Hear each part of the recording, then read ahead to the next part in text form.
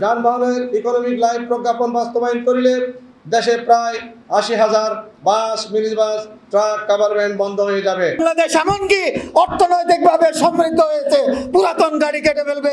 ৬০,০০০ কোটি ডলার দিয়ে আমরা নতুন গাড়ি কিনবো। গরিবের ঘোড়ারোগ হয়েছে আমাদের। বর্তমান প্রেক্ষাপটে দুঃখজনক হলেও সত্য, গত 19/6/25 ইংরেজি তারিখে সরকার কর্তৃক বাস, মিনি বাসের ক্ষেত্রে 20 বছর এবং ট্রাক, কাভার ভ্যানের ক্ষেত্রে 25 বছর ইকোনমিক লাইফ নির্ধারণ করে দেওয়া মানে যানবাহন মালিকদের মরার উপর খড়ার গাছ। কারণ বর্তমানে একজন পরিবহন মালিক অর্থনৈতিক মন্দার কারণে ভাড়ার হার নির্ধারণ হওয়ার কথা, সরকার কর্তৃক সেভাবে ভাড়ার হার নির্ধারণ না করায় একজন গাড়ির মালিক, চালক, সহকারী সার্ভিস চার্জ, বেতন ভাতা পরিশোধ করা তো দূরের কথা, নিজেরাই অত্যাহারে অনাহারে মানবেতর জীবন যাপন করিতেছে এবং প্রত্যেক পরিবহন মালিক নীরবে নিবৃত্তে দিন যাপন করে যাচ্ছে। হে জাতির বিবেক, গণপ্রজাতন্ত্রী বাংলাদেশ সরকার কর্তৃক সদ্য জারিকৃত যানবাহনের ইকোনমিক লাইফ প্রজ্ঞাপন বাস্তবায়ন করিলে দেশে প্রায় ৮০,০০০ bus, mini bus, truck, cover van বন্ধ হয়ে যাবে। আর ইহার সহিত প্রত্যক্ষ ও পরোক্ষভাবে জড়িত প্রায় ৫ লক্ষ মালিক শ্রমিক অর্ধাহারে অনাহারে খুবই কষ্টে মানবেতর জীবন যাপন করিবে।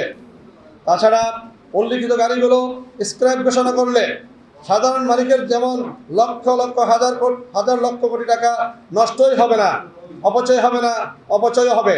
এই ধরনের বিনিয়োগ কোনোভাবে কাম্য হতে পারে না। উল্লেখ্য যে সরকারের আমদানি নীতি, ইঞ্জিনের পার্টস, বডি, গাড়ি ইঞ্জিন ও যন্ত্রাংশ আমদানি হয় বিদায় কোনো যানবাহনই অচল থাকে না, বরং ক্ষতিগ্রস্ত ইঞ্জিন বা ইঞ্জিনের পার্টস, বডি বা আনুষঙ্গিক অন্যান্য পার্টস নতুন করে রিপ্লেসমেন্ট করলে সকল যানবাহনই সম্পূর্ণরূপে বিআরটি এর ফিটনেস সার্টিফিকেট অনুযায়ী চলাচলের যোগ্যতা রাখে। উপরোক্ত একসাথে গণ ও পণ্য পরিবহনের চালিত যানবাহন বাতিল করা হলে দেশে এক প্রকার গাড়ির সংকট হবে।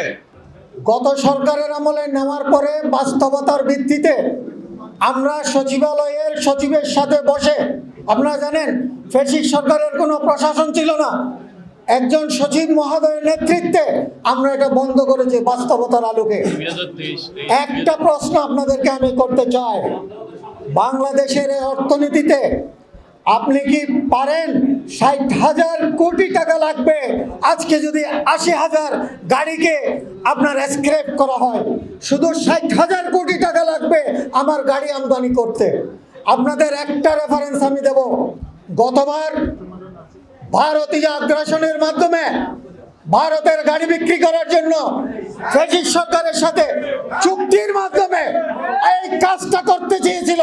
সেই ফ্যাসিস্ট সরকারের সিদ্ধান্ত অন্তর্বর্তীকালীন সরকার না বুঝে আবার আমাদের কাঁধে চাপিয়ে দিতে চাচ্ছে সেই ভারতের গাড়ি বিক্রি করার জন্য।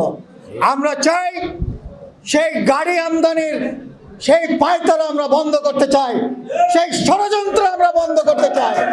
আমরা চাই আগামী দিনে আপনারা বলেছেন ফিটনেসের কথা, আমি বলতে চাই আপনারা যে গাড়িগুলো দেখেন হিনু লাগিয়ে, সেগুলো সব পুরাতন নাম্বারের গাড়ি, পুরাতন গাড়ি নয়।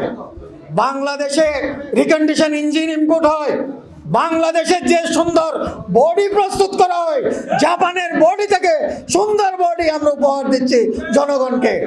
আজকে কাপ্তাই রাস্তায় দেখেন আপনি, আমরা এসি গাড়ি উদ্বোধন করেছি, এটার নাম্বার পুরাতন হইতে পারে কিন্তু গাড়ি নতুন। আমরা দাবি জানাই আপনি ফিটনেস ঠিক করেন। পুরাতন গাড়ি বলতে যে গাড়ির ফিটনেস নাই সেটা বন্ধ করে দিন আপনার প্রশাসনের মাধ্যমে। পুরাতন গাড়ি মানে 20 বছর নয়, পুরাতন গাড়ি মানে 25 বছর নয়। পুরাতন গাড়ি হচ্ছে যারা রিমডেলিং করতে পারে নাই তাদেরটা পুরাতন গাড়ি, সেটা পর্যায়ক্রমে আপনারা কাটেন।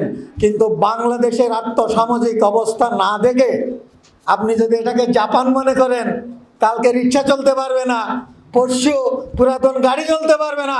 যেখানে ইন্ডিয়াতে এখনো পুরাতন ব্রিটিশ আমলের ট্রাম গাড়ি এখনো চলে, যেখানে ভারত এখনো পুরাতন গাড়ি কাটার সাহস পাচ্ছে না, বাংলাদেশ এমনকি অর্থনৈতিকভাবে সমৃদ্ধ হয়েছে, পুরাতন গাড়ি কেটে ফেলবে। ৬০,০০০ কোটি ডলার দিয়ে আমরা নতুন গাড়ি কিনবো। গরিবের ঘোড়ারোগ হয়েছে আমাদের।